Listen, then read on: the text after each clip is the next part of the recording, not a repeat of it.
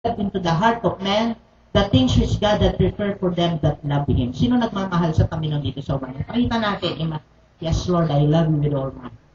Ang sabi ng Biblia, hindi mo pa nakita ng mata, ni narinig ng tenga ang mga bagay ay pagkakaloob sa atin ng Panginoon. Dati, pag binabasa ko ito, iniisip ko langit lang.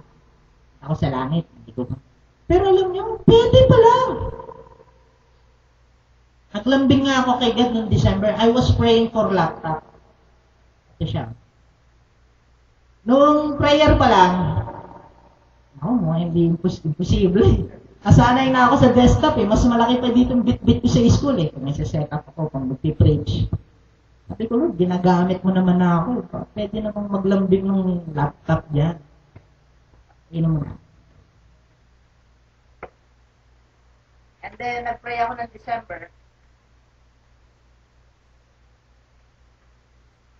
Ganyo, nanaginip ako because siguro desire ng heart ko talaga.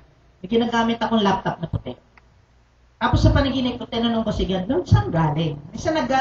Biglang pag may ganun akong panaginip, nagtatanong ako Malimit ako, ganun ang aking ugali. Sabi ni God, Middle East. Alam niyo ang pagsampalataya ako.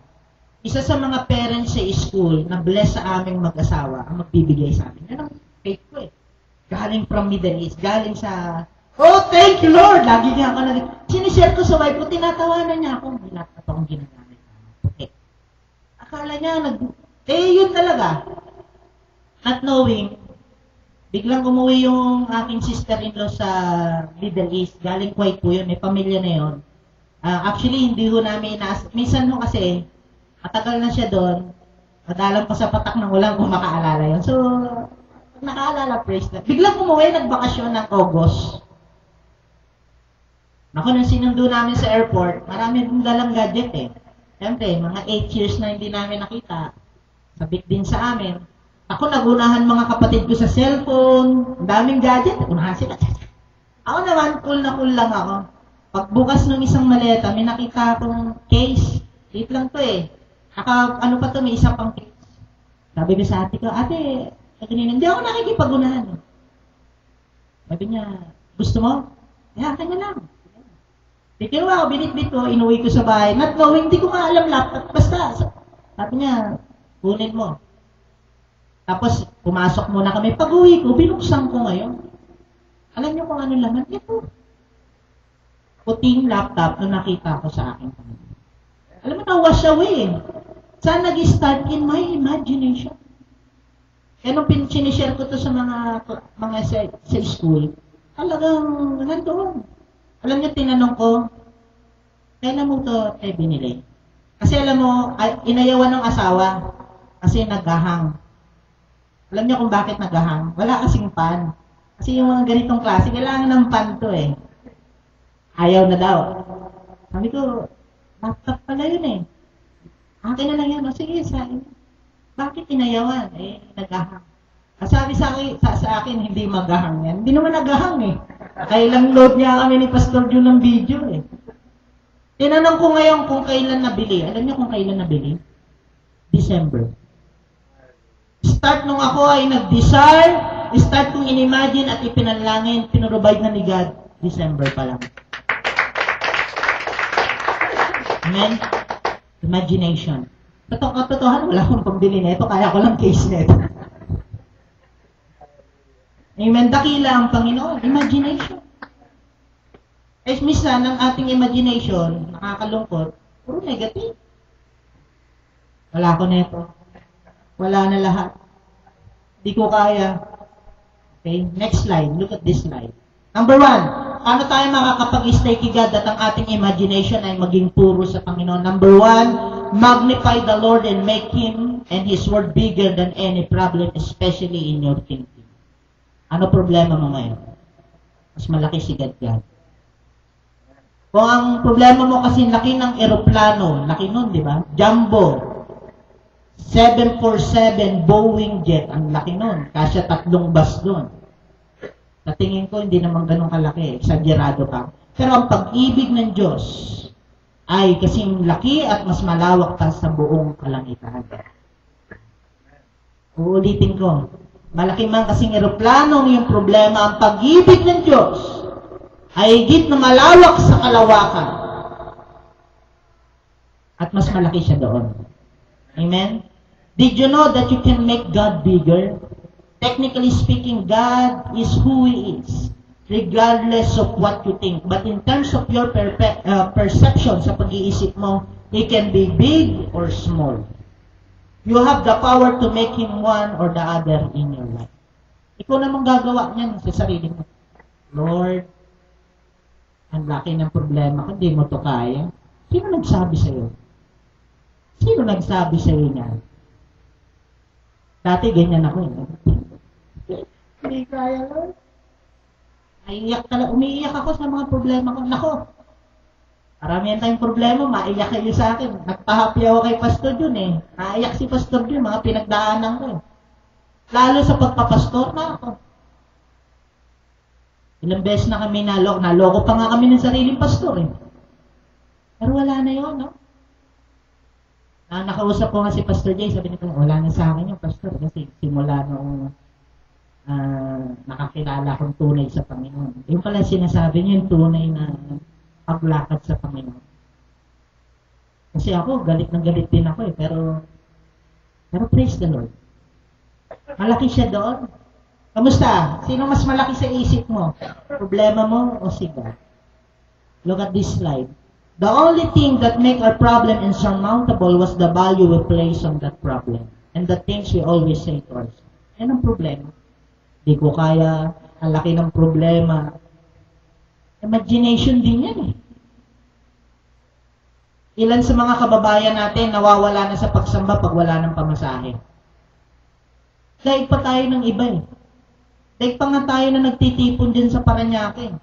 Pag sinabi ng mga ngaral, nakapayong kayo, umuulan. Gusto niyong blessing, tanggalin niyo payong. Tanggalan ng payong. Hindi naman di nagkakasakit yun. Sinasampalatayanan nila yung sinabi ng kanilang mga ngaral. Sinanampalataya, pogi ako, be-bless ng Panginoon. Woo!